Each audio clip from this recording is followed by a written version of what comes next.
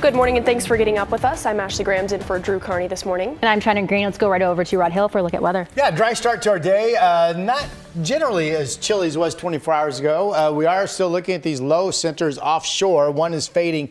The one to the north is strengthening, and it will swoop in and be our main rainmaker. But notice right now, ahead of a rainy weekend, we're all dry out there.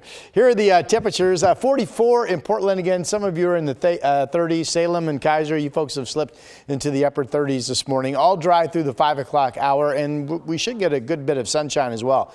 Mid-50s at noon. East winds are blowing again out in East County.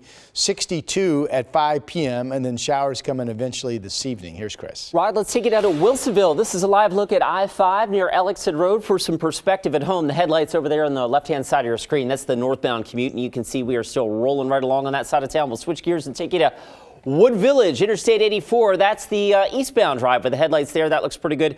And a quick check of the trip out of Clark County. This is I-5 looking kind of down towards the Interstate Bridge, and you can see smooth sailing there.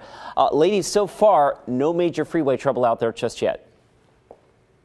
Thank you, Chris. Less than 2 weeks until Election Day, Portland Mayor Ted Wheeler gave a final progress report on the state of the city. In just 11 days, voters will decide who will replace Wheeler as the city's leader. Thomas Schultz joins us now in studio. Thomas, now what did Mayor Wheeler have to say?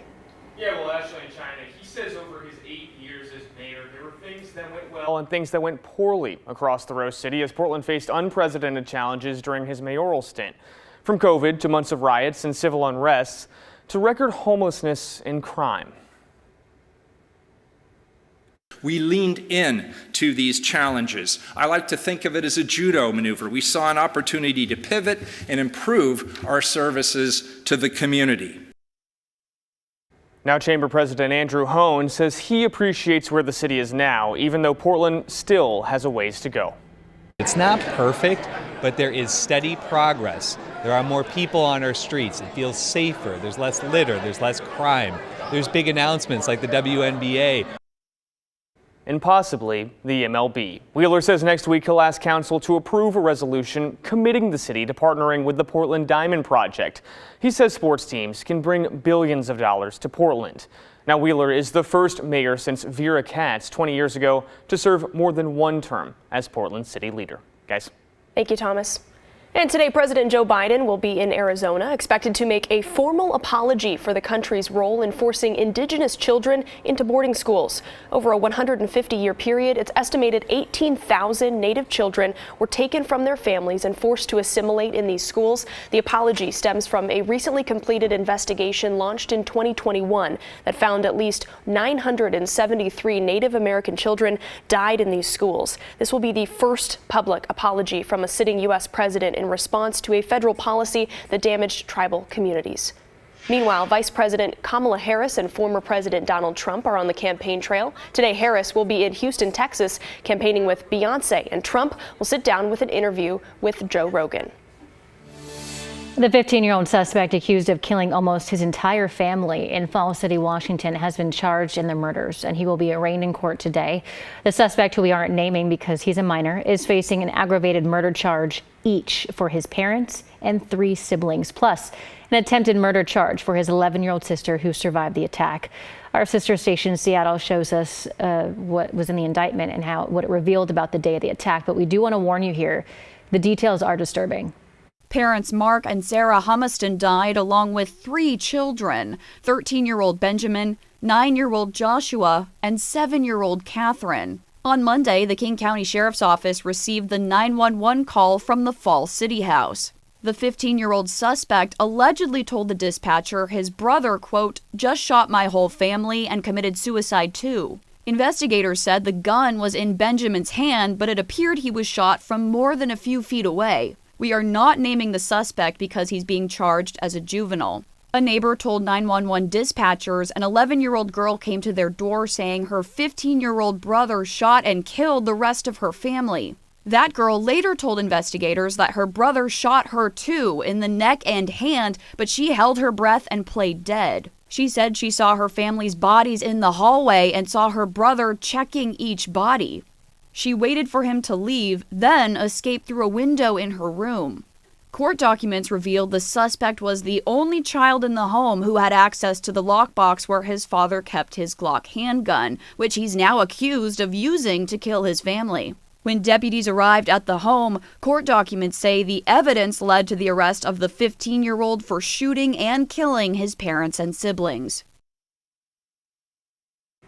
Prosecutors are pushing for the teen to be tried as an adult. If the case remains in juvenile court, the 15-year-old could only be held until the age of 25.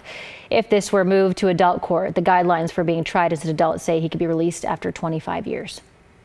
We have new photos this morning of a rescue in the gorge. Crews from Skamania County rescued an 85-year-old man from Wind Mountain earlier this week. Around 11 Wednesday night, a woman called authorities after her father didn't come back from his hike. He'd been gone for about 11 hours. Skamania County rescue crews later found him overnight about 75 feet off the trail. He was taken to the hospital. We still don't know his condition. And on the coast, the Warrenton Fire Department saved a dog trapped inside a hollow log. Crews used special equipment, including a chainsaw, to get 13-year-old Daphne out of the log. She was then returned to her owner. And later today, nursing home workers across Oregon will hold informational pickets to talk about ongoing contract negotiations. The workers are represented by SEIU Local 503. The union says they've been working without a contract since September 30th. Workers are calling for improved staffing, better wages, and affordable health plans. In Clark County, health officials are once again sounding the alarm on whooping cough. Officials say that they've seen 342 cases so far this year, compared to 14 last year, including exposures at several schools. They say they're most concerned about infants being exposed as cases spread in the community. Officials encourage parents and caregivers to ensure children are up to date on their vaccinations.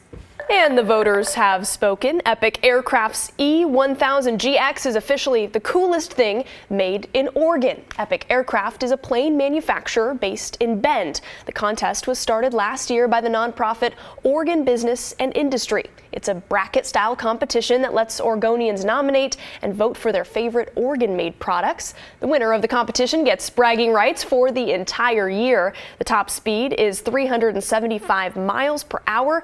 And in case you're in the market for one, it only costs a cool $4.45 million. I'm more of a, sometimes we vote on like the best barbecue sauce in the state. See, now that I can purchase and take home with me and be part of the festivities. I can't be part of the festivities here. But you would if you could. You'd try out the plane. Well, if I could, I suppose I would, sure. All right, here's the Rose City camera. Notice the brilliant visibility. Now, winds out at PDX have been light from the west, but you get up to Troutdale and winds are east, already blowing 10 to 20 miles per hour this morning. I think that's part of the reason why the visibility is so brilliant out there at this hour. We do have chilly temperatures again, a mix of 30s and 40s. We're all dry, 38 in Hillsboro. Evidence of the wind has Sandy 10 degrees warmer at 48 and Troutdale at 52 and Camas 51. Again, wind movement holds temperatures up and prohibits the numbers from falling overnight. We're obviously calm in Corvallis, where it's flirting with freezing again this morning at 33.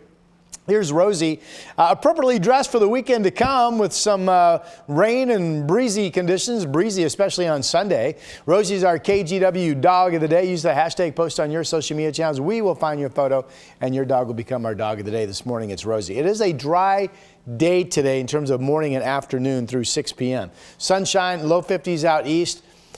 Mostly to partly cloudy and then clouding up quickly this evening here on the west side. And actually, showers could start at the coast as soon as around 6 p.m. Then eventually later in the evening, showers start to move into the Willamette Valley. For the weekend, tomorrow's mostly a showery day. Certainly wet enough to mess with you. But the main event is hours of steady, heavier rain Saturday overnight. And then we have pockets of heavier rain that just keep coming at us on Sunday. Could be some rumbles of thunder there. Still looking at well over an inch of total rain from what falls, and then sun and showers on Monday, a dry Tuesday.